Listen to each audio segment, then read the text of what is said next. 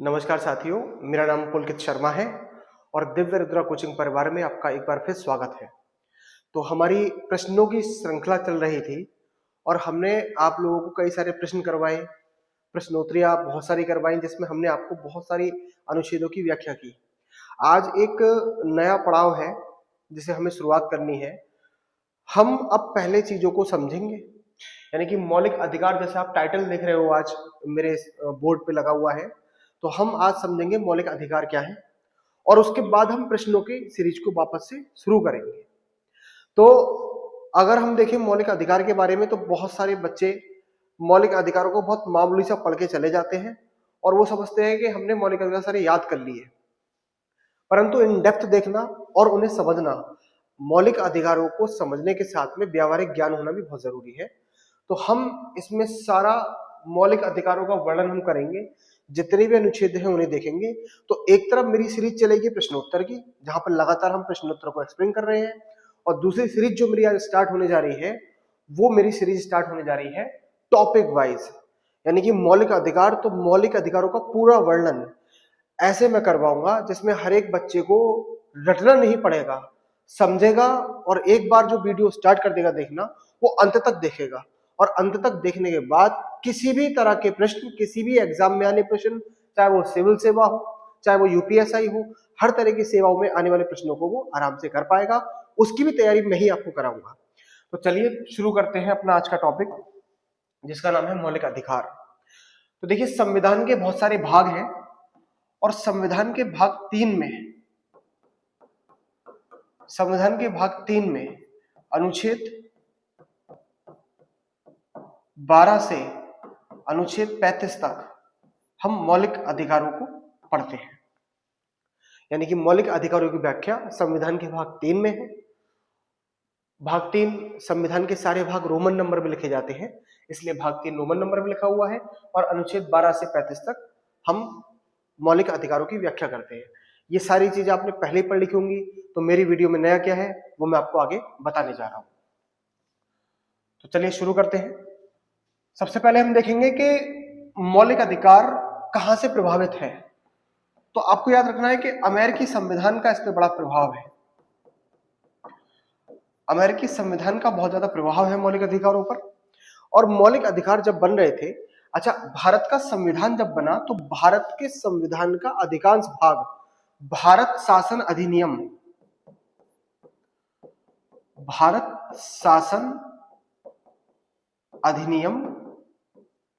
1935 से लिया गया। तो आप बार बार पढ़ते होंगे भारत शासन अधिनियम क्या है। तो भारत शासन अधिनियम का मतलब है संविधान का बहुत सारा भाग हमने भारत शासन अधिनियम से लिया। लेकिन मजे की बात यह है कि इस भारत शासन अधिनियम में मौलिक अधिकार वर्णित थे ही नहीं, इसलिए हमने इसके लिए बहुत सारी समितियां बनाई और उस समितियों के द्वारा हमने मौलिक अधिकारों की व्याख्या करी। परंतु मौलिक अधिकार की समितियां बनने के बाद जो प्रश्न पूछा जाता है, एक उप समिति बनी थी मौलिक अधिकारों को पुनः जांच के लिए। मौलिक अधिकारों की पुनः जांच के लिए एक उप समिति बनी थी। किसके लिए? मौलिक अधिकारों की पुनः जांच के लिए। इसका नाम था जेवी कृपलानी समिति।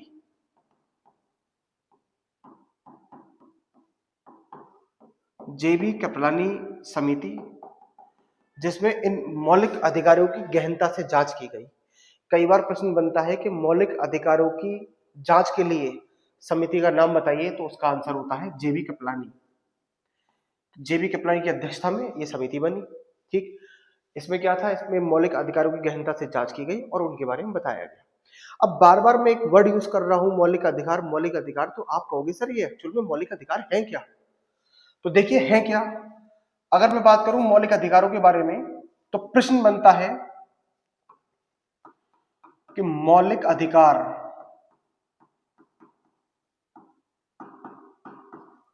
और कानूनी अधिकार दो वर्ड हैं।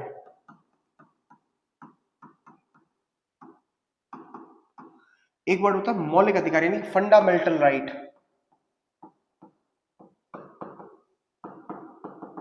और एक वर्ड आप सुनेंगे जो मैं नया जोड़ रहा हूं आप लोगों की समझ के लिए, लीगल राइट। दोनों में अंतर क्या है? अगर आप मौलिक अधिकारों की महत्वता जानना चाहते हैं तो पहले आपको समझना पड़ेगा कि मौलिक अधिकार और कानूनी अधिकार में क्या अंतर है। तो मेरे बच्चों, मौलिक अधिकारों की इतनी इंपॉर्टेंस है कि अगर मौलिक अधिकारों की बात करें तो जो कानूनी अधिकार होते हैं, कानूनी अधिकार में और मौलिक अधिकार में मेन अंतर ये मिलता है हमें कि मौलिक अधिकार किसी भी व्यक्ति के वह अधिकार होते हैं जो उसे उच्चतम न्यायालय तक पहुंचाते हैं और उच्चतम न्यायालय मौलिक अधिकारों को वापस दिलवाते हैं। समझने वाली बात यह है, अगर कानूनी अधिकार आपका कोई होगा, कानूनी अधिकार के लिए आप सीधे उच्चतम न्यायालय नहीं जा सकते, सीधे सुप्रीम कोर्ट यानी कि सीधे उच्चतम न्यायालय नहीं जा सकते। परंतु मौलिक अधिकारों का अगर उल्लंघन होता है, मौलिक अधिकार आपके छीन जाते हैं, तो आप उसके लिए आर्टिकल 32 अनुच्छेद 32 से सीधे सुप्रीम कोर्ट जा सकते हैं और अपने मौलिक अधिकारों के लिए रिट, एक वर्ड आप नोट कर लीजिए, रिट। रिट क्या होता है आगे बताएंगे। सीधे रिट के माध्यम से अपने मौलिक अधिकारों को वापस ले सकते हैं। देखिए, समझने वाली बात क्या है, हर किताब में लिखा हुआ है कि सीधे उच्चतम न्यायालय जा सकते हैं। मतलब क्या है इसका? अगर हम गहनता से देखें तो जैसे कोई भी एक कानूनी राइट का उल्लंघन होता है, कानूनी अधिकार का उल्लंघन होता है, तो आपका जो मुकदमा होगा या फिर जो ट्रायल होगा वो निचले स्तर के कोर्ट से ही होगा, यानी कि डिस्ट्रिक्ट स्तर के कोर्ट से होगा, जिला स्तर के कोर्ट से होगा, है ना। लेकिन अगर मौलिक अधिकारों का अगर मामला है तो आप डायरेक्टली जो सुपीरियर कोर्ट है इंडिया का, डायरेक्टली उसमें आप अपील कर सकते हैं और उच्चतम न्यायालय आर्टिकल 32 रिट के माध्यम से वो आपके अधिकारों को वापस दिलाएगा। समझने वाली बात है ये कि सर कानूनी अधिकार आपने बता दिया कि अगर कानूनी अधिकारों का उल्लंघन होता है तो हम किसी भी कोर्ट का ट्रायल करेंगे, कोर्ट स्टार्ट होगा, मुकदमा स्टार्ट होगा, वो निचले स्तर से होगा, यानी कि निचले न्यायालय से होगा, कि नहीं जा सकते, निचले न्यायालय से होगा। और अगर मौलिक अधिकारों का उल्लंघन होगा तो सीधे सुप्रीम कोर्ट से हम उन्हें वापस ले सकते हैं। तो बहुत बड़ा अंतर निकल के आता है।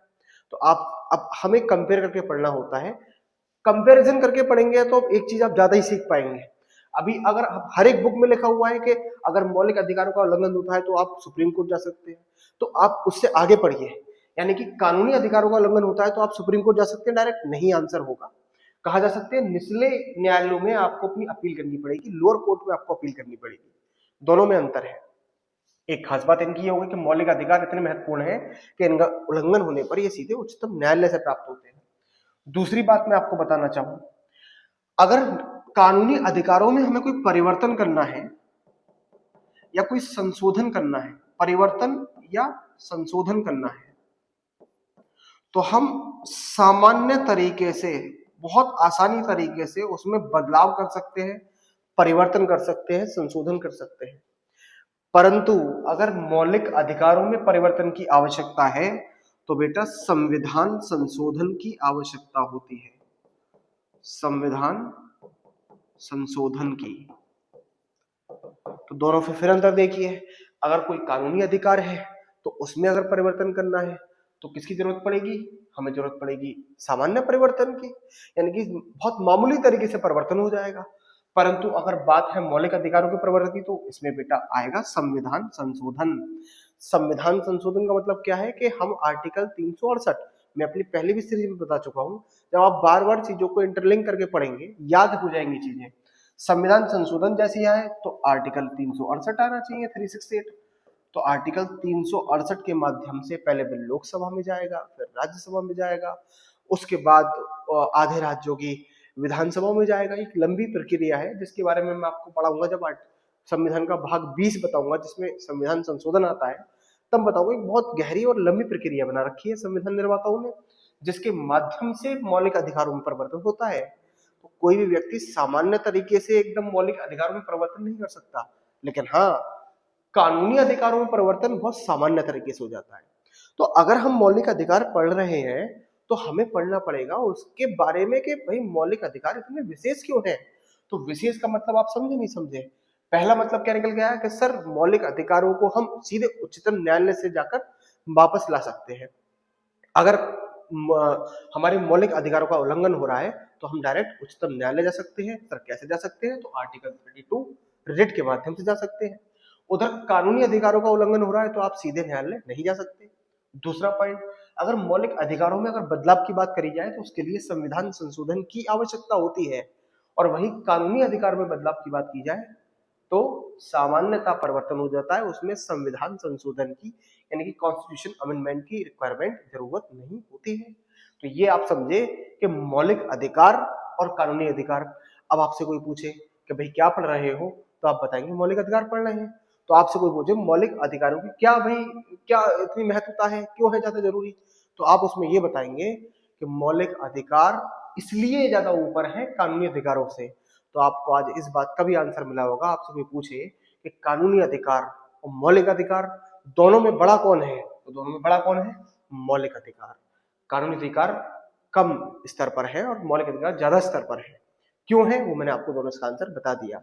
मैं आपको बताना चाहता हूं, जैसे वोट डालने का अधिकार होता है, बहुत सारे बच्चे मुझसे पूछते हैं क्वेश्चन कि सर वोट डालने का अधिकार मौलिक अधिकार है या कानूनी अधिकार है? तो बेटा वोट डालने का अधिकार कानूनी अधिकार में आता है, वोट डालना किसी का मौलिक अधिकार नहीं है। ये मैं आपको अभी आगे बताऊंगा। मौलिक अधिकार का मतलब होता है कि वोट अगर डालना मौलिक अधिकार होता तो जितने प्रिजनर्स हैं, जितने कैदी हैं, उन सबको वो अधिकार मिलता और वो वोट डाल के आते। परंतु ये उनका अधिकार छिन जाता है, क्योंकि कानूनी अधिकार के अंदर क्या आता है, यानी कि वोट डालने का अधिकार कानूनी अधिकार में आता है, मौलिक अधिकार में नहीं आता है। इसे मैं और एक्सप्लेन करूंगा, अपनी आगे की श्रृंखला में एक्सप्लेन करूंगा।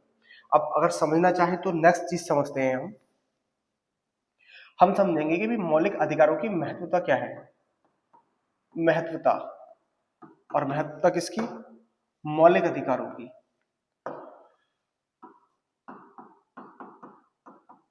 अभी हमने ये देखा कि कानूनी अधिकार और मौलिक अधिकारों में क्या अंतर है, दोनों में क्या भेद होता है, कौन बड़ा होता है, कहां हम जा सकते हैं सर्वोच्च न्यायालय, कहां नहीं जा सकते।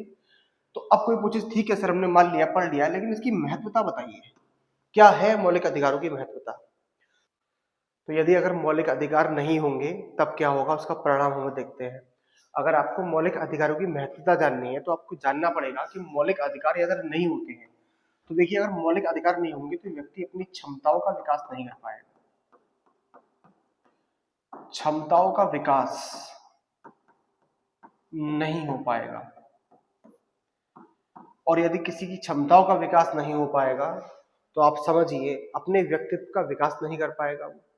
तो मौलिक अधिकारों की सबसे बड़ी विशेषता ये है कि वो व्यक्ति की क्षमताओं को उभारता है, क्षमताओं को निकालता है ना।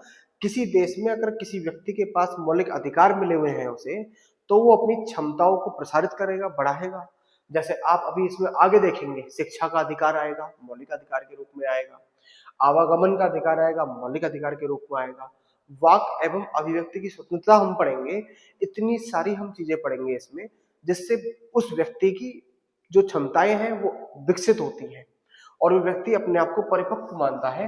अगर मौलिक अधिकार है तो उसकी क्षमताओं का विकास होगा, और मौलिक अधिकार यदि नहीं होंगे, अगर नहीं होंगे तो व्यक्ति अपनी क्षमताओं का विकास कभी नहीं कर पाएगा। अब कैसे क्षमताओं का विकास होगा वही तो हमें जानना है कि सर मौलिक अधिकार से किसी व्यक्ति की क्षमताओं का संबंध क्या है। तो कैसे किसी राज्य में अगर मौलिक अधिकार होते हैं तो व्यक्ति की क्षमताएं बढ़ जाती हैं, वही तो समझना है हमें, वही हम आगे देखेंगे ऐसा समझना है।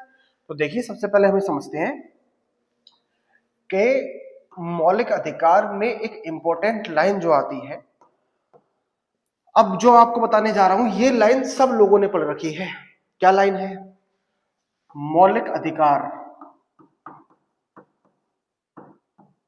मौलिक अधिकार राज्य के विरुद्ध होते हैं, राज्य के विरुद्ध होते हैं। अब मौलिक अधिकार राज्य के, हर एक बच्चे को ये लाइन रटी हुई है कि मौलिक अधिकार राज्य के विरुद्ध होते हैं। लेकिन जब मैं क्लास में अक्सर पढ़ाता हूं तो मैं बच्चों से पूछता हूं कि अगर मौलिक अधिकार राज्य के विरुद्ध है तो इसका मतलब क्या है, तात्पर्य क्या है इसका कि मौलिक अधिकार राज्य के विरुद्ध है। तो ये समझिए क्या मतलब है। बहुत क्लासिक आपको बात बताने जा रहा हूं मैं, जो आप जान के हैरान सच में हो जाएंगे, क्योंकि लाइनों को पढ़ते हुए आगे निकल जाना अलग चीज होती है, उसे इन डेप्थ समझना अलग चीज होती है।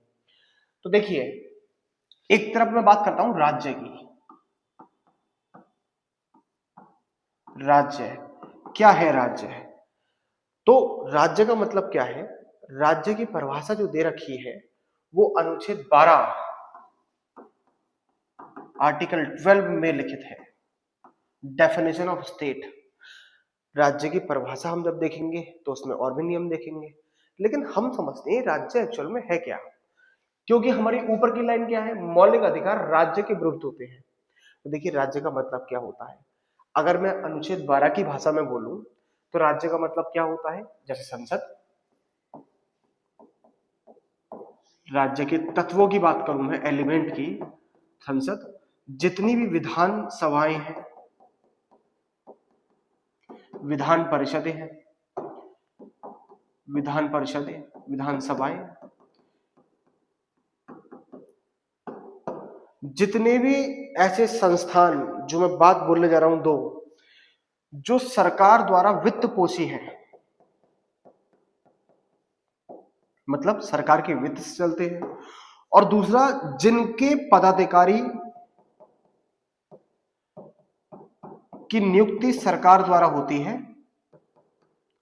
और वो उन सरकारी संस्थाओं में कार्य करते हैं, वो सभी राज्य के अंतर्गत आते हैं। तो आप राज्य को मान के चलिए कि राज्य कोई छोटा मोटा वर्ड नहीं है।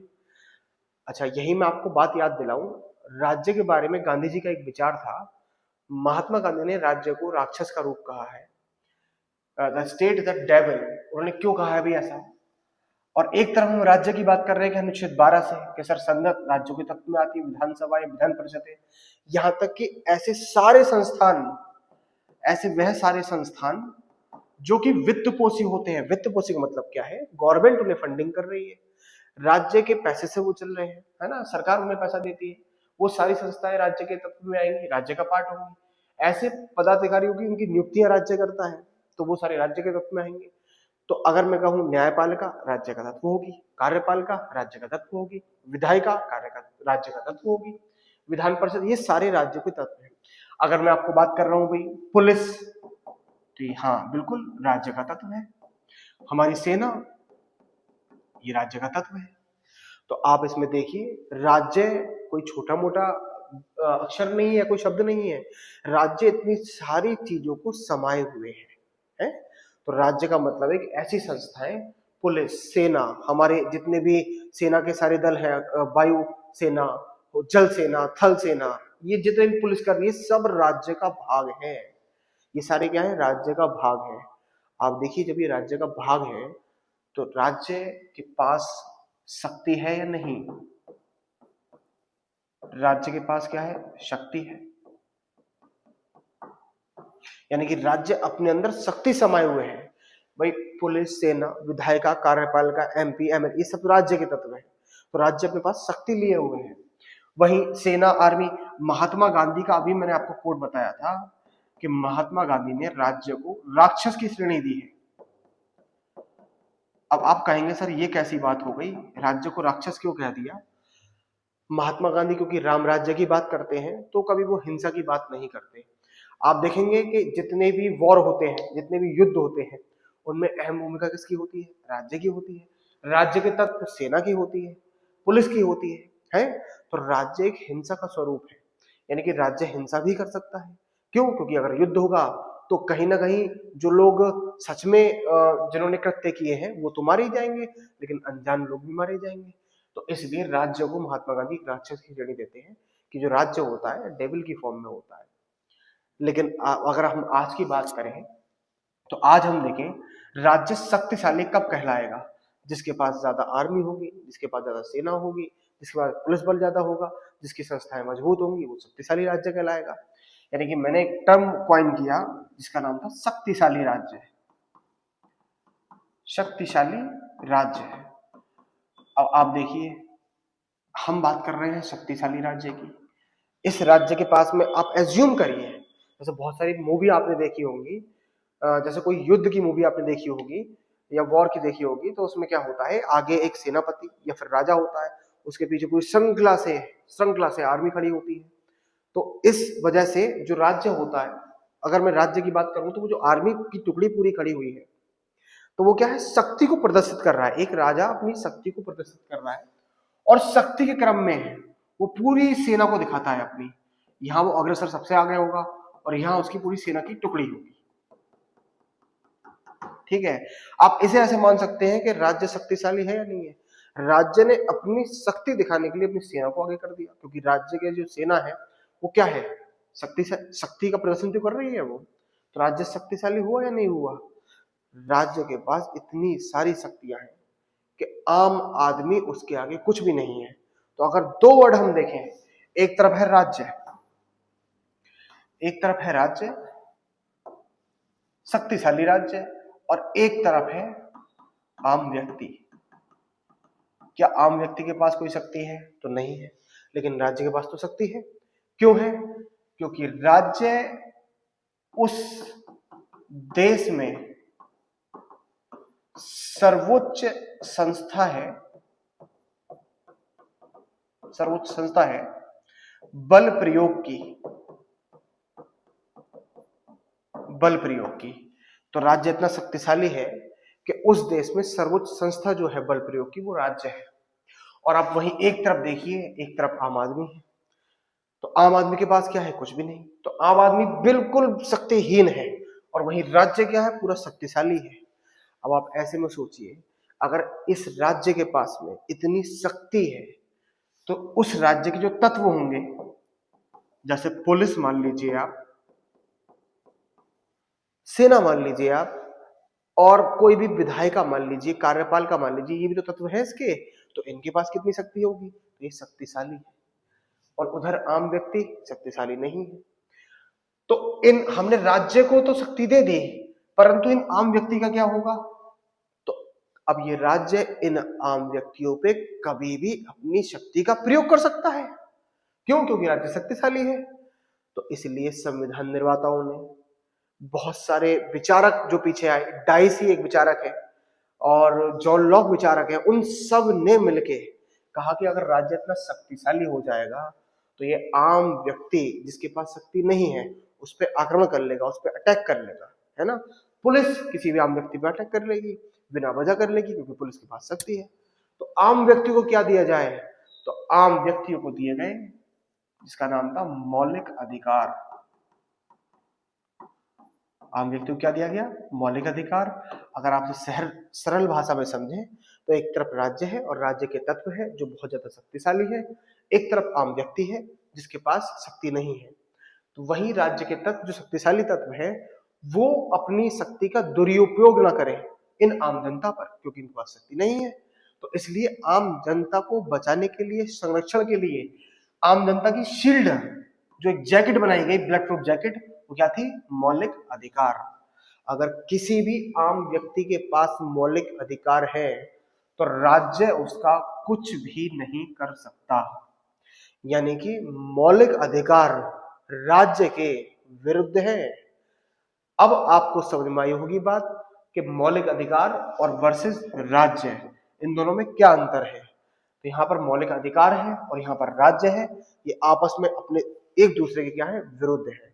यानी कि राज्य चाहकर भी किसी भी व्यक्ति के मौलिक अधिकारों को नहीं छीन सकता। इसका मतलब एक और ये भी है कि आप समझ गए, जिस आम व्यक्ति के पास शक्ति नहीं थी, शक्तिहीन था, तो राज्य अपनी शक्ति का दुरुपयोग उस पर नहीं कर सकता। क्यों नहीं कर सकता? क्योंकि उसके पास क्या है? मौलिक अधिकार है। तो इसके मैं एग्जाम्पल आपको बताऊंगा, लेकिन अभी तो आपको वो लाइन समझ में आई होगी जहां पर मैंने आपको लिखा था कि राज्य होते हैं राज्य, इसका मतलब क्या है कि मौलिक अधिकार राज्य के विरुद्ध होते हैं। देखिए लाइन एक थी, आपने समझा उस चीज को, एक तरफ राज्य समझा, एक तरफ आम व्यक्ति समझे, फिर आपको समझ में आएगा इस लाइन का मतलब क्या होता है। मेरे बच्चों, प्रतियोगिता एग्जामों की तैयारी करते करते हम चीजों को रट लेते हैं, और रटने के बाद में हम देखते हैं कि हमसे कोई पूछे कि भाई मौलिक अधिकार का मतलब क्या है, तो अब हम एक लाइन में बोल देते हैं कि मौलिक अधिकार राज्य के विरुद्ध होते हैं, लेकिन हम ये बातें नहीं बता पाते। वहां इतना खराब आपको अनुभव होता है कि हम चीजों का रट्टा मार रहे हैं। तो ऐसा नहीं करना है, चीजों को जानना है। तो अब इस लाइन का मतलब क्लियर हो गया कि राज्य मौलिक अधिकार क्या है और उनका दोनों में आपस में सामंजस्य क्या है, क्लियर हो गई बात। चलिए आगे बढ़ते हैं। तो अब हम शुरू करने जा रहे हैं अपना अनुच्छेद 12, जिसे हम एकदम डिटेल में देखेंगे।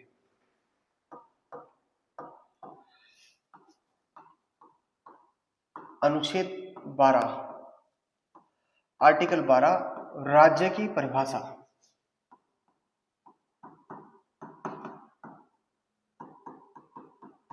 अगर राज्य की परिभाषा की मैं बात करूं तो अभी मैंने आपको थोड़ी देर पहले बताया था, लेकिन फिर भी जानकारी के लिए आप लिख सकते हैं।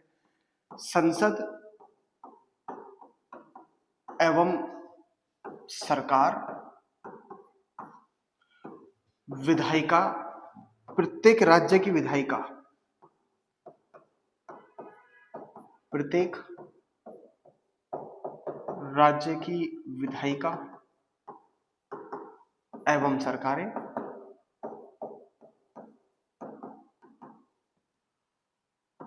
स्थानीय सरकारें और अन्य संस्थान। अब अन्य संस्थान में क्या है? अन्य संस्थान में इसके बारे में उच्चतम न्यायालय ने क्या कहा है? देखिए, राज्य की परिभाषा यानी कि तत्व क्या है राज्य के? सरकार एवं संसद, ये राज्य का तत्व है।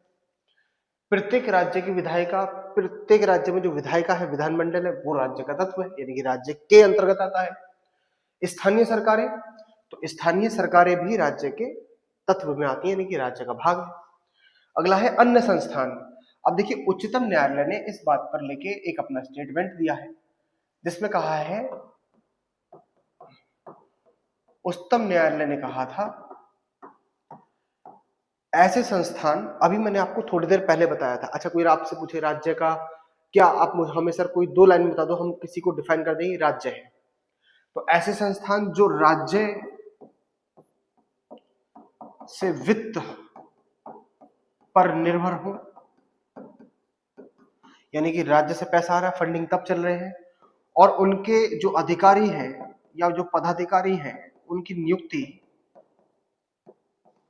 राज्य द्वारा होती हो, वे राज्यों के तत्व के अंदर आते हैं। इसके कुछ एग्जाम्पल मैं लिख देता हूं। जैसे दिल्ली विश्वविद्यालय, मैं एक एग्जाम्पल मान के चल रहा हूं क्योंकि उच्चतम न्यायालय ने यह निर्णय में भी दिया है। दिल्ली विश्वविद्यालय, या फिर आपने एम्स सुना होगा, एम्स, ठीक है।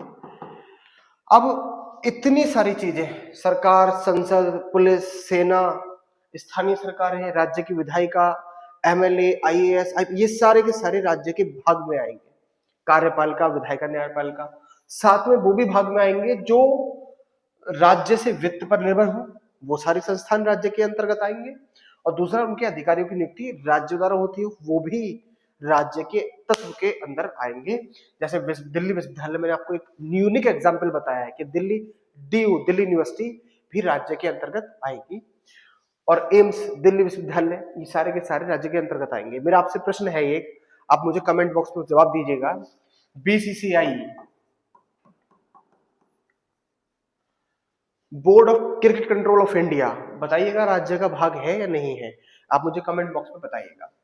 तो राज्य की परिभाषा आर्टिकल 12 में है, 12 अनुच्छेद क्लियर रहना चाहिए। आपसे कोई पूछे 12 क्या है, तो उसमें राज्य की परिभाषा है, क्लियर। अब अगर हम आगे पढ़े तो हम देखेंगे आर्टिकल 13।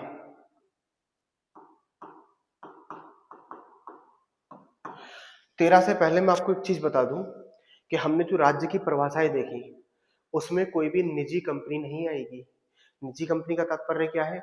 जैसे मान लो मैंने कोई एक कंपनी स्टार्ट की है, तो मैं राज्य से वित्त नहीं लेता, मैं स्वयं ऐसी संस्थान चला रहा हूं, मैं उसे खुद से वित्त से नियमित कर रहा हूं। तो निजी संस्थान राज्य की श्रेणी में नहीं आते हैं। और इसी से आपको एक बात याद आनी चाहिए, 1991 में जब उदारीकरण का दौर आया, उदारीकरण जिन बच्चों को नहीं पता है, जब मैं नीति निर्देशक पढ़ाऊंगा तब मैं बताऊंगा। फिलहाल दौर आप समझिए, एलपीजी आपने सुना होगा, लिबरलाइजेशन प्राइवेटाइजेशन, ग्लोबलाइजेशन, यानी कि सरकार ने कुछ बहुत सारी कंपनियां जो 1947 में बड़ी बड़ी कंपनियां थी, बड़े बड़े उद्योग थे, वो अपने अंडर में रखे थे, यानी कि अपने उनका जो कार्यभार था वो अपने आप में रखा था, वो धीरे धीरे मुक्त करना शुरू कर दिया। यानी कि उदारीकरण और निजीकरण, मतलब निजी लोगों को देना शुरू कर दिया। तो उससे क्या हुआ, राज्य का अधिकार क्षेत्र घटता गया। अगर मैं आपसे पूछूं कि 1991 से पहले राज्य का विस्तार क्षेत्र विस्तृत था और 1991 के बाद राज्य का विस्तार क्षेत्र सीमित हो गया, उसका मतलब क्या है? तो आप मुझे बताएंगे सर 1947 के बाद में राज्य के पास बहुत सारे उद्योग आते थे जिन्हें राज्य खुद से संचालित करता था। तो जब राज्य इन उद्योगों को खुद से संचालित कर रहा है तभी तो वो राज्य का भाग है। परंतु 1991 के बाद क्या आ गया, निजीकरण का दौर आ गया। निजीकरण में क्या हुआ, धीरे धीरे राज्य ने जो उद्योग थे उन्हें मुक्त करना शुरू कर दिया और किसी भी जो इंडिविजुअल व्यक्ति है उसे निजी व्यक्ति के तौर पर देना शुरू कर दिया। तो आप देखिए, अगर पहले राज्य का विस्तार इतना था कि ये सारी उद्योग कंपनियां ये सब राज्य का भाग है, और एलपीजी जब आया तो इससे क्या हुआ, इतने उद्योग क्या हुए, इतने घट गए, और घटने से क्या हुआ, वो निजीकरण के दौर में चले गए, यानी कि किसी निजी व्यक्ति के हाथ में आ गए। तो राज्य का जो विस्तार क्षेत्र है वो कम हुआ है। तो आपसे कोई पूछे कि राज्य का विस्तार क्षेत्र आज क्या है, आज आप देखिए बार बार गवर्नमेंट, मोदी सरकार कहती है कि हम प्राइवेटाइजेशन करेंगे चीजों का, रेलवे का प्राइवेटाइजेशन करेंगे, बैंकों का प्राइवेटाइजेशन करेंगे। तो आप समझ जाइए यानी कि बैंक जो भी राज्य से वित्त प्राप्त कर रहे हैं वो अभी राज्य का भाग है, लेकिन जब वो प्राइवेटाइजेशन हो जाएगा तो वो राज्य का भाग नहीं रहेंगे। तो आप देखिए 1947 से आते आते राज्य का विस्तार बढ़ रहा है या घट रहा है?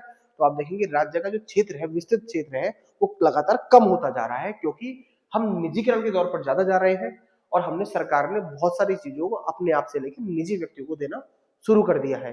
तो बहुत इंपॉर्टेंट आपको ये एक कोटेशन मैंने आपको बताई या फिर तथ्य बताया कि निजीकरण के बाद में राज्य का जो क्षेत्र है वो लगातार कम होता जा रहा है और निजीकरण आगे बढ़ता जा रहा है। वहीं उदारीकरण, उससे पहले अगर आप देखोगे तो राज्य का क्षेत्र बहुत विस्तृत था। क्लियर हुई बात, ये नहीं हुई? इस मुद्दे पे भी आप किसी व्यक्ति को बता सकते हैं बहुत सारी चीजें। देखो, मौलिक अधिकार पढ़ते हुए हमें केवल रट्टा तोता नहीं बनना है, किताबी ज्ञान, हमें बहुत व्यवहारिक ज्ञान भी लेना है। ये बात जो मैंने बताई थी, किसी आप किसी और को बताएंगे तो आपसे सच में वो इम्प्रेस होगा इन चीजों को सुन के, क्योंकि बहुत गहन अध्ययन से ये बातें बताई जाती है। अगर अनुच्छेद 13 की बात करें तो 13 के अंदर जो आता है, विधि शब्द की परिभाषा आती है। जैसे हमने अभी राज्य शब्द की परिभाषा पढ़ी, अब हम विधि की मतलब देखेंगे। तो अगर हम विधि का मतलब देखें, विधि शब्द में क्या है, तो विधि शब्द में आप देखेंगे उपनियम। अच्छा, विधि मतलब क्या होता है, लॉज। तो आपका अनुच्छेद 13 क्या है, विधि क्या है, लॉज क्या है? तो लॉज का मतलब और क्या होता है, उपनियम, विनियम, प्रथा या फिर अधिसूचना। ठीक, बाइलॉज, रेगुलेशन, कस्टम और नोटिफिकेशन, ये सब विधि की परिभाषा के अंतर्गत आते हैं। एक शब्द और आपने पढ़ा होगा, अध्यादेश। अध्यादेश यानी कि ऑर्डिनेंस, ये सब विधि शब्द की परिभाषा के अंतर्गत आते हैं। अब सवाल ये है कि सर हम तो मौलिक अधिकार पढ़ रहे थे, तो विधि की परिभाषा कहां से आ गई? तो जो अगली बात है वो बेटा विधि से ही संबंधित है, लॉ से संबंधित है। तो क्या बात है? जो अगली बात ये है कि अगर कोई विधि, नियम, कोई उपनियम, कोई विनियम, कोई प्रथा, कोई अधिसूचना, कोई अध्यादेश अगर बनाया जाता है और यदि इनमें से कोई भी लॉ, बाइलॉज, कस्टम या फिर नोटिफिकेशन मौलिक अधिकारों का उल्लंघन करते हैं, मौलिक अधिकारों क्या करते हैं, उल्लंघन, वायलेंस करते हैं, तो वह जितना उल्लंघन करते होंगे, जितना फंडामेंटल राइट का उल्लंघन करते होंगे, उतना उन्हें शून्य अर्थात जीरो मान लिया जाएगा। देखिए, इसका संबंध में मेरे थोड़े से पिछले वाली क्लिप से है। मैंने आपको बताया था कि कोई भी कितना भी शक्तिशाली राज्य हो जाए, वो किसी भी व्यक्ति के मौलिक अधिकारों को नहीं छीन सकता। वहीं हम देखें, अगला पॉइंट उसने और डिटेल कर दिया। संविधान ने क्लियर कर दिया कि विधि शब्द की परिभाषा क्या है। लॉज, उपनियम, बाईलॉज, विनियम, रेगुलेशन, कस्टम, नोटिफिकेशन या फिर ऑर्डिनेंस, इनमें से कोई भी यदि मौलिक अधिकारों का उल्लंघन करता है ना, यानी कि व्यक्ति के पास क्या है, ब्लड प्रूफ जैकेट, शील्ड, मौलिक अधिकारों का उल्लंघन करता है, तो वो जीरो मान लिया जाएगा। कौन करेगा? न्यायपालिका करेगी। तो न्यायपालिका इस चीज को देखेगी कि कोई भी नियम, अधिनियम ऐसा तो नहीं बन गया जो किसी के मौलिक अधिकारों को खा रहा हो, हनन कर रहा हो या छीन रहा हो। अगर वो छीन रहा होगा, जितनी मात्रा में छीन रहा होगा या जितनी मात्रा में उल्लंघन कर रहा होगा, उसे उतना शून्य मान लिया जाएगा। याद रखने वाली बात है। यानी कि कोई भी विधि वगैरह बनाकर किसी भी व्यक्ति के मौलिक अधिकारों को छीना नहीं जा सकता। ये बहुत सिंपल सी बात है, आपको याद भी रखनी चाहिए। अब आपको समझ में आया होगा कि मौलिक अधिकारों को छीन लेना और थोड़ी देर पहले जो पढ़ रहे थे हम कि हमारे ऊपर जो शील्ड है वो क्यों है, अब आपको समझ में आएगा दोनों में अंतर क्या है। यानी कि वो शील्ड जो है वो मौलिक अधिकार है और इन मौलिक अधिकारों को किसी भी तरीके से नहीं छीना जा सकता। मैं इसमें आपको एक बात बताऊं, जब संविधान निर्माता संविधान बना रहे थे तो उन्होंने हर एक चीज को डिफाइन कर दिया कि किसी भी तरीके से मौलिक अधिकारों को नहीं छीना जा सकता। लेकिन इसमें एक अपवाद है। वो अपवाद क्या है? तो अगर मैं अपवाद को देखूं उसे, अब देखिए क्या अपवाद है इसके अंदर। यानी कि कोई विधि बनेगी तो मौलिक अधिकार नहीं छीन सकते, उपनियम से नहीं छीन सकते, विनियम से नहीं, प्रथा से नहीं, अधिसूचना अध्यादेश से नहीं। एक शब्द है, शब्द होता है संविधान संशोधन। संविधान निर्माता इन आर्टिकल 13 में ये लिखना भूल गए कि अगर किसी मौलिक अधिकारों का उल्लंघन करेंगे तो जी हाँ, अगर कोई भी मौलिक अधिकार नियम विनियम है तो वो शून्य मान लिया जाएगा क्योंकि वो उल्लंघन कर रहा है। अगर संविधान संशोधन अगर कर दिया जाए, तब अगर मौलिक अधिकारों का हनन किया जाए या फिर बदलाव किया जाए या फिर हटाया जाए या जोड़ा जाए, तब हम उसके लिए संविधान संशोधन कर सकते हैं। तो आपसे कोई पूछे मौलिक अधिकारों को तो सर जब चेंज ही नहीं कर सकते, क्या कोई ऐसा तरीका है जो चेंज कर दे, बदल दे, हटा दे? तो है। इन सब से तो नहीं हो सकता। किससे होगा? संविधान संशोधन के द्वारा। क्या बात क्लियर है? तो अगर हम देखें संविधान संशोधन के द्वारा, अगर हम देखें तो हम मौलिक अधिकारों के अंदर बदलाव कर सकते हैं। ठीक है। अब अभी आपने जो समझा, क्या समझा आपने? अगर मैं एक नया पेज लूं या सी पे बताता हूं मैं आपको जो आपने समझा है अभी। यदि आपसे कोई पूछता है कि पृथक्करण का सिद्धांत क्या है, पृथक्करण का सिद्धांत, तो इतना कोई घबराना नहीं है, कोई इतना बड़ा टेक्निकल वर्ड नहीं है। पृथक्करण का मतलब केवल इतना सही है, कौन सा नियम या कौन सा अधिनियम अवैध है, यानी कि जो मौलिक अधिकारों का उल्लंघन कर रहा है, कौन सा नियम वैध है जो मौलिक अधिकारों का उल्लंघन नहीं कर रहा है। इन दोनों को अलग अलग करना, पृथक करना, सेपरेट करना, प्रिंसिपल ऑफ सेवरेबिलिटी बोलते हैं इसे। तो पृथक्करण का सिद्धांत यही है। तो कोई आपसे पूछे कि आप क्या पढ़ रहे हैं मौलिक अधिकार, तो बताइए जरा क्या होता है पृथक्करण का सिद्धांत। तो आपसे बता सकते हैं कि बिल्कुल बता सकते हैं हम तो, कि हमने पढ़ लिया कि ऐसे विधि, ऐसे कानून, ऐसे नियम जो मौलिक अधिकारों का उल्लंघन करे उन्हें अलग कर दिया जाएगा, यानी कि उन्हें समाप्त शून्य कर दिया जाएगा, और जो मौलिक अधिकारों का हनन नहीं करते हैं उन्हें वैसे ही रखा जाएगा। तो कौन से जो नियम है वो वैध है, कौन से नियम अवैध है, इन दोनों को अलग अलग करना है। यही होता है पृथक्करण का सिद्धांत। तो पृथक्करण का सिद्धांत जो लिखा हुआ है बेटा, वो लिखा हुआ है आर्टिकल 13 क्लॉज 2, आर्टिकल 13 क्लॉज 2। और विधि शब्द में जो उपनियम, विनियम, प्रथा जो लिखी हुई है, ये लिखी हुई है आर्टिकल 13 क्लॉज 3। इसे यहां लिख लीजिएगा, आर्टिकल 13 क्लॉज 3, 13 क्लॉज 3, ठीक है। तो आर्टिकल 13 पूरा क्लियर हो गया होगा, मुझे उम्मीद है पूरी। अब हम आगे बढ़ते हैं। अब जब हम आगे बढ़ेंगे तो हम इसमें अपने अधिकारों को शुरू करेंगे। तो सबसे पहले जो एक सिंपल सा वर्ड आता है, समानता का अधिकार। अब फिर मैं आपको बताता हुआ चल रहा हूं, फिर बच्चे इसे रटते हैं और रटते हुए आगे निकल जाते हैं। समानता के अधिकार को आर्टिकल 14 से लेके आर्टिकल 18 तक हम इसमें जब पढ़ेंगे, 14 से 18 तक, तो हम समानता पढ़ेंगे। समानता की लेयर्स हम पढ़ेंगे, 14, फिर 15, फिर 16, 17, 18, तो लेयर है, समानता की लेयर है, क्या है उसके अंदर। तो देखिए, समानता में अगर हम बात करें तो मैं दो टाइप से आपको समानता समझाऊंगा। एक का नाम है विधि के समक्ष समानता, विधि के समक्ष समानता, यानी कि बोलते हैं विधि के समक्ष समानता का मतलब होता है equal before law, equality before law.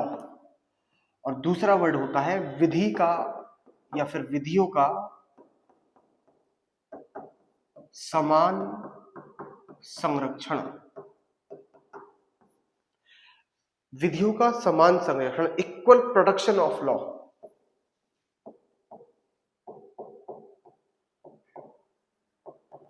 Equal protection of law. तो आप कहोगे सर हम तो पढ़ लेते समानता, लेकिन समानता में आपने क्लासिफाई करके क्या चीज लिख दी, विधि के समक्ष समानता और विधियों का समान संरक्षण। देखिए दोनों बातें बहुत महत्वपूर्ण है। हम अक्सर फिर समानता पढ़ रहे हैं तो सब लोग समान हो गए, असमान हो गए, ये नहीं। जानिए संविधान की टर्मिनोलॉजी क्या है। तो देखिए विधि के समक्ष समानता को अगर मैं डिफाइन करूं सबसे पहले, इक्वल बिफोर लॉ, बेटा इसका मतलब ये होता है जितने भी लोग भारत में निवास कर रहे हैं, भारत में रहने वाले जितने भी लोग हैं, चाहे उनके पास अधिक संपत्ति है, चाहे किसी के पास कम संपत्ति है, किसी के पास पद ऊंचा है, किसी के पास पद बहुत नीचा है, कोई समाज में अच्छी स्थिति में है, कोई समाज में खराब स्थिति में है, कोई व्यक्ति अपनी भूमि का, वंश का, संपत्ति का अधिक इस्तेमाल, केंद्रीकरण ज्यादा हो रहा है उस पे। केंद्रीकरण का मतलब क्या है, उस पे ज्यादा संपत्ति, ज्यादा भूमियां हैं, कोई भूमिहीन है। इसमें इतने तरह के लोग हैं, ज्यादा संपत्ति है, कम संपत्ति है, पद प्रतिष्ठा किसी की ज्यादा है, पद लिख देता हूं या फिर प्रतिष्ठा में लिख देता हूं, कोई बहुत बड़ा है, फिल्मी स्टार हो गए, बॉलीवुड स्टार हो गए, बहुत ऊंची प्रतिष्ठा है, कोई एक व्यक्ति है जिसके पास कोई पद प्रतिष्ठा नहीं है। संविधान का आर्टिकल 14 समता का, समानता के अधिकार में विधि के समक्ष समानता का मतलब यह है कोई भी कितना भी पावरफुल क्यों ना हो, कितना भी धन में क्यों ना बड़ा हो, संपत्ति में क्यों ना बड़ा हो, पद में प्रतिष्ठा में क्यों ना बड़ा हो या छोटा हो, विधि सभी के लिए समान है, यानी कि विधि के सामने सब लोग बराबर हैं। आपको मैं एग्जाम्पल बताऊं, बहुत सारे एग्जाम्पल हैं, आपने बॉलीवुड के बहुत सारे सेलिब्रिटी देखे होंगे, विधि के आगे सारे लोग बराबर हैं। अगर कोई एक आम व्यक्ति कृत्य करता है कुछ और कोई बॉलीवुड स्टार कोई कृत्य करता है, तो दोनों को समान रूप से ही विधि के सामने लाया जाएगा। कोई पद प्रतिष्ठा अगर बड़ी है तो उसके लिए विधि अलग नहीं होगी, उसके लिए भी विधि समान होगी। आपने बहुत सारी मूवियों में देखा होगा, जैसे संजय दत्त की मूवी देखा होगा, संजय दत्त पे कुछ मुकदमे लगे, आरोप लगे तो उन्हें भी जेल जाना पड़ा, एक आम व्यक्ति पे लगते तो उन्हें भी जाना पड़ता है।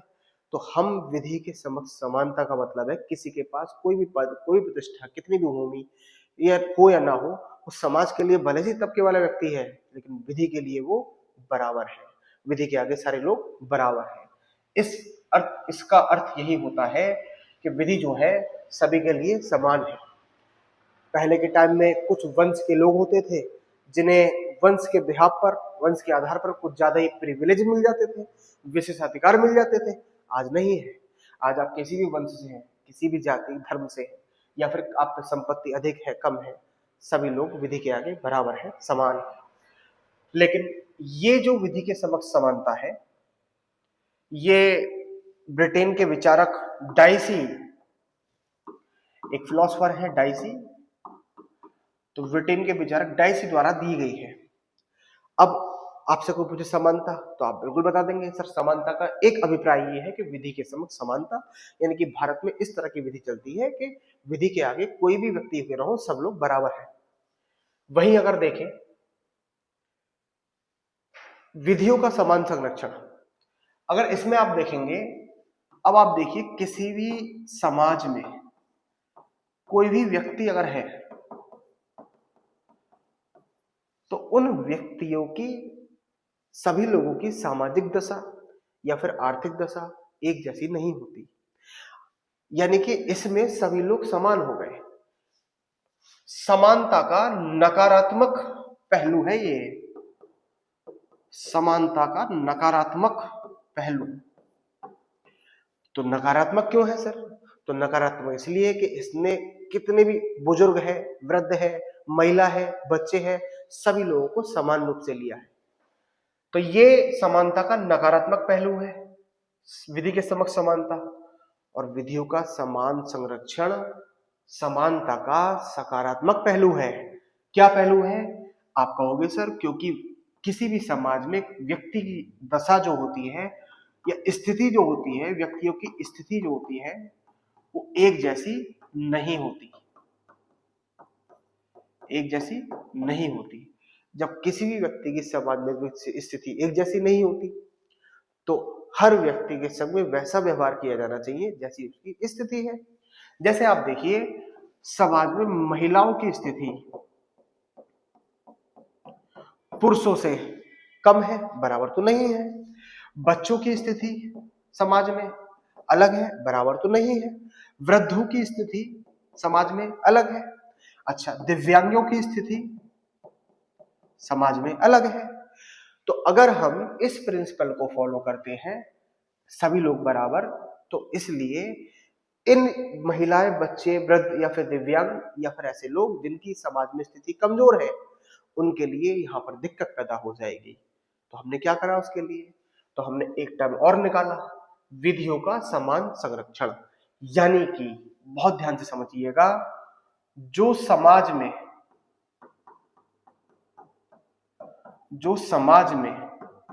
समान नहीं है, समान नहीं है, यानी कि समाज में असमान है, समाज में क्या है? असमान स्तर पर है, तो उनके साथ असमान व्यवहार किया जाएगा। और जो समाज में समान स्तर पर है उनके साथ समान व्यवहार किया जाएगा।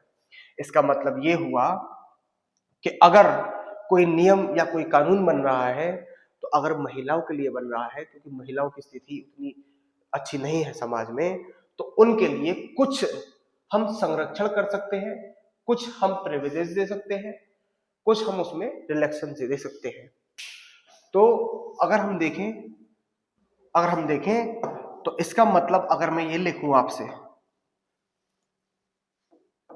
समान लोगों के साथ समान व्यवहार, समान लोगों के साथ समान व्यवहार और असमान लोगों के साथ असमान व्यवहार,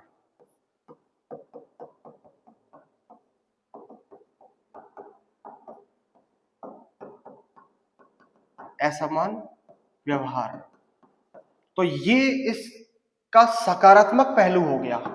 समानता का सकारात्मक पहलू है ये। अब इसका मतलब समझ में नहीं आ रहा सर हमें, तो इसका मतलब ये है, जैसे मान लीजिए कोई एक किसान है और एक कोई उद्योगपति है। अब उद्योगपति और किसान में जमीन आसमान का अंतर है। अब अगर सरकार कहे कि भाई इसके अनुसार, इस वाले नकारात्मक पहलू के अनुसार, विधि के समक्ष समानता के अनुसार हम तो हम कर लगाएंगे यानी कि टैक्स लगाएंगे, और टैक्स इन दोनों पे एक सा लगाएंगे क्योंकि भाई विधि के समक्ष समानता है। तो क्या आप मुझे बताइए ये न्याय होगा? न्याय नहीं होगा। किसान की उतना अस्तित्व नहीं, यानी किसान का उतनी क्षमताएं नहीं है कि वो उतना कर दे पाए, लेकिन उद्योगपति की क्षमताएं हैं, वो आराम से दे देगा। तो करों में हमें असमानता करनी चाहिए या समानता करनी चाहिए? तो आप कहेंगे सर करों में असमानता करनी चाहिए क्योंकि किसान की क्षमताएं इतनी नहीं है कि वो समान कर दे उद्योगपति के बराबर। इसलिए मैंने लिखा समान लोगों के साथ समान व्यवहार, यानी कि उद्योगपति जो है, सभी उद्योगपति के लिए अगर कर आरोपित कर रहे हैं तो उनके लिए एक जैसा करिए, लेकिन जो समाज में असमान लोग हैं इनके ऊपर अगर कर रहे हैं तो आप असमान कर आरोपित करिए, इनसे अलग होकर करिए, तभी समाज में आप न्याय व्यवस्था को लागू कर पाएंगे और असल में तभी समानता का सही मतलब निकल के आएगा। वरना इस समानता जो अगर हम इस तरह की समानता लेके आएंगे तो समाज में ये जो वर्ग है किसान वर्ग, इसके संग में एक्चुअल में समानता नहीं होगी। लेकिन हम पढ़ते क्यों हैं? तो हम पढ़ इसलिए रहे हैं हमें इसके दोनों नकारात्मक और सकारात्मक पहलू हमें देखने को मिले। विधि के समक्ष समानता यानी कि विधि है तो उसके लिए सभी लोग समान हैं, चाहे संपत्ति हो, संपत्ति धारक हो, भूमिहीन हो, प्रतिष्ठा वाला हो। तो ये नकारात्मक पहलू है। मैंने बताया आपको किस लिए नकारात्मक है, क्योंकि सर समाज में सभी लोगों की सामाजिक दशा, आर्थिक दशा या फिर जो स्थिति होती है वो समान नहीं होती। तो उसके लिए हमने क्या लेके आए? हम लेके आए विधियों का समान संरक्षण। इसका मतलब ये है कि समाज में जब व्यक्तियों की स्थिति एक जैसी नहीं है, तो जैसे महिलाएं, बच्चे, वृद्ध, दिव्यांग, किसान, इन लोगों की स्थिति एक जैसी नहीं है, तो जो समाज में समान नहीं है, उन समाज में जो समान नहीं है उन लोगों से क्या करा जाए? समान लोगों के साथ समान व्यवहार और असमान लोगों के साथ असमान व्यवहार किया जाए, तभी हम समानता के असली सिद्धांत को लागू कर पाएंगे। तो अगर आप इसमें देखें तो दो बातें मैं आपको बता रहा हूं, है ना। जैसे मान लीजिए कोई एक नियम आया या कोई अधिनियम आया जिसमें लिखा हुआ है कि अगर कोई व्यक्ति ये कृत्य करता है तो उसे इतने साल की सजा होगी। तो ये जो आया है विधि के समक्ष समानता के अनुसार आया है। इसमें क्या है, समानता लगी हुई है विधि के समक्ष में। कोई व्यक्ति जो कृत्य करता है, अपराध करता है, उसमें सभी लोग समान है। ठीक, अब उसमें किसान हो चाहे कोई भी वर्ग हो, वो सभी लोग समान माने जाएंगे। ऐसा नहीं है कि सब असमान माना जाएगा, उसमें अलग माना जाए। लेकिन अगर जहां पर सामाजिक स्थिति की बात करी जाएगी, उन्हें न्याय दिलाने की बात करी जाएगी, तो वहां हम असमानता के प्रभाव को ले आएंगे। अगर समानता में देखी जाए तो समानता में असमानता छुपी हुई है। और असमानता छुपी हुई क्यों है? क्योंकि हमें उन व्यक्तियों का भी कल्याण करना है, समान रूप से कल्याण करना है जो समाज में असमान है या फिर असमान तत्व में आते हैं।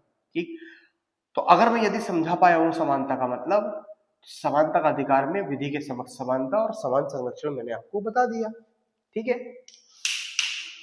अब यदि हम देखें तो उच्चतम न्यायालय का एक हमें निर्णय ध्यान रखना होगा। आप अगर देखिए तो निर्णय में क्या था उच्चतम न्यायालय के निर्णय में बेटा? उच्चतम न्यायालय ने कहा था कि जैसे लिंग के आधार पर हम भेदभाव क्यों करेंगे। अगर हम देखें तो दो लिंग, पुरलिंग और स्त्रीलिंग के बिहाफ पे उच्चतम न्यायालय ने एक तृतीय लिंग का दर्जा दिया, जो किन्नर समाज के लिए उन्होंने बनाया था। यानी कि किन्नर समाज का जो, अब आप देखिए कोई किन्नर समाज है तो वो वंचित वर्गों में आएगा। इधर का अगर मैं लिखूं तो वंचित वर्ग है, तो किन्नर समाज हमारा वंचित वर्गों में आएगा। और उस वंचित वर्गों के लिए उच्चतम न्यायालय ने तृतीय लिंग का दर्जा दिया, उन्हें उसमें विशेष आरक्षण दिया, उन्हें सरकारी नौकरियों में आरक्षण दिया, उन्हें काम करने का अवसर दिया। ठीक, तो अगर हम इसके अकॉर्डिंग चलते तो यहाँ पर प्रत्येक व्यक्ति, सभी लोग समान होते, लेकिन हमने स्पेशल विशेष रूप से विधियों का समान संरक्षण बनाया और लिखवाया उसमें जो वंचित वर्ग है, जो पिछड़ा वर्ग है, उन लोगों के लिए विधि अलग से होंगी, बनाई जाएंगी, ताकि वो वंचित वर्ग कहीं ना कहीं पीछे ना रह जाए समानता के विधि के आगे। तो वहीं हम देखें तो उच्चतम न्यायालय ने जो तृतीय लिंग की संज्ञा दी है, तो तृतीय लिंग की संज्ञा दी है किन्नर समाज को, जिसकी वजह से आज भारत के अंदर उन लोगों का आरक्षण मिलता है उन्हें सरकारी नौकरियों में, और काफी वो आगे बढ़ पा रहे हैं। तो वो किस किस सिद्धांत के अनुसार है? वो सिद्धांत जो है वो यही है, विधियों का समान संरक्षण। तो अगर दोनों की बात करूं तो यहां पर राज्य एक तरफ अगर विधि के समक्ष समानता की बात करूं तो यहां पर राज्य व्यक्ति को कोई सुविधा नहीं देता, व्यक्ति को कोई भी सुविधा नहीं देगा, क्योंकि विधि के समक्ष सब बराबर है। और अगर विधि के समान संरक्षण की बात करें तो वंचित वर्गों के लिए राज्य सकारात्मक प्रयास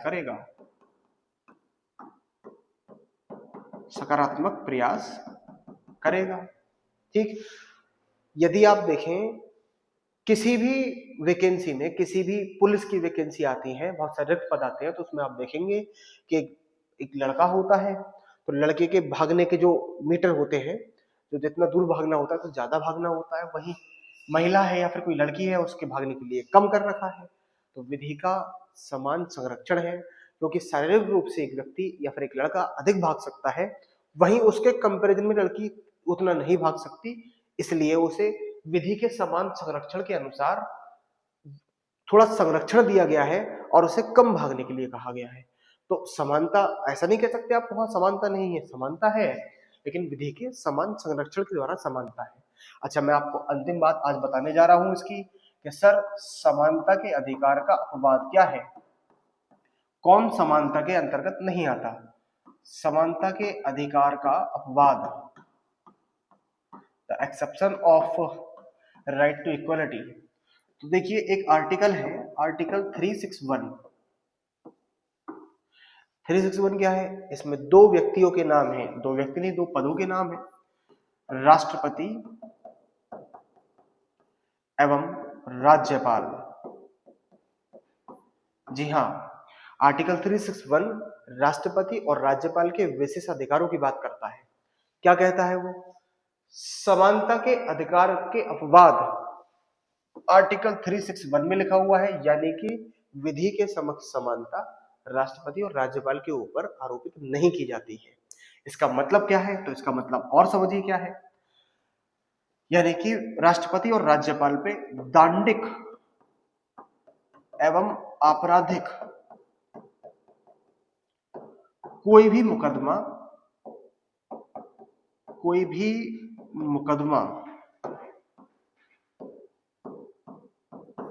उनके पद पर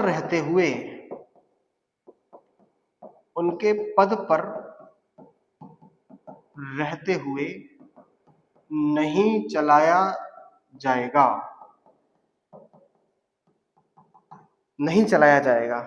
इसका मतलब ये है कि अभी आपने पढ़ा कि सर अभी हमने देखा कि सर समानता है तो किसी का कितना बड़ा पद है, प्रतिष्ठा है, सभी लोग बराबर हैं, लेकिन इसका एक अपवाद है, एक एक्सेप्शन है, और वो है आर्टिकल 361 में लिखा हुआ है राष्ट्रपति और राज्यपाल जो देश के सबसे महत्वपूर्ण पद है, उसमें दांडिक और यानी कि इनके ऊपर किसी भी प्रकार का दांडिक और आपराधिक मुकदमा नहीं चलाया जाएगा। लेकिन समझने वाली बात क्या है, उनके पद पर रहते हुए, यानी कि इनके पद पर रहते हुए, यानी कि जब तक ये पोस्ट पर है तब तक इनके ऊपर कोई भी केसेस नहीं फाइल किया जाएगा, नहीं कोई मुकदमा चलाया जाएगा।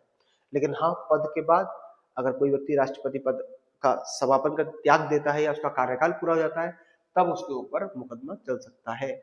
बहुत सारी वीडियो आती है, बहुत सारी रील आती है, जिसमें शॉर्ट्स में पता नहीं क्या दिखाते हैं कि राज्यपाल किसी को मार दे, राष्ट्रपति किसी को मार दे, ये सब बेकार की बातें होती है।